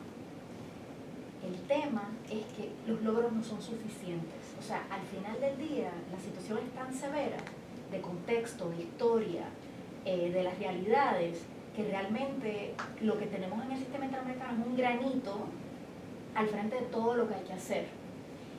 Y yo, a pesar de todos los problemas que hay de implementación, porque hay muchos problemas de implementación, yo vi muchas medidas cautelares otorgadas que nunca se cumplieron. O sea, mucha gente asesinada después de que medidas cautelares se habían otorgado. Sentencias preciosas de la Corte Interamericana que han pasado años y años y no se han cumplido. Yo acabo de llegar de Belice, yo estuve en Belice en enero y todavía estamos negociando con el gobierno el caso de Maya Belice. O sea, la implementación. Un grupo de nosotros estamos tratando de llevar al gobierno a que realmente adecuadamente implemente este caso y trabajando con los pueblos indígenas maya para ver si podemos lograr algo. I just wanted to say that one thing in this imperfection is that for me, I was very privileged to be able to compare basically all this civil society mobilization that was happening with all these issues, and I thought the indigenous people's mobilization was particularly strong. And I think indigenous peoples have been able to obtain important achievements before the system and important language, but the problems are so severe on the ground that these achievements are not enough. There's a lot to do. And I was referring to, I just came back from Belize. I'm working actually with the government, but also the Maya peoples to facilitate compliance with the judgment that was adopted almost 20 years ago. We have a long way to go, but one thing that I've seen from the system that I think, and this was said by Ralph, that really differentiates it from anything else that I've seen in the world is the fact that we have hearings. The fact that indigenous peoples come there and can sit down with an ordinary government and actually discuss issues and negotiate issues and have that interaction with all these sectors, etc. And I also saw something that has stayed with me with the system is I saw a lot of people that knew this was important. A lot of commissioners that thought this was important. A lot of judges from the court that thought this was important. A lot of attorneys that were like, there's something wrong here and we have to address it.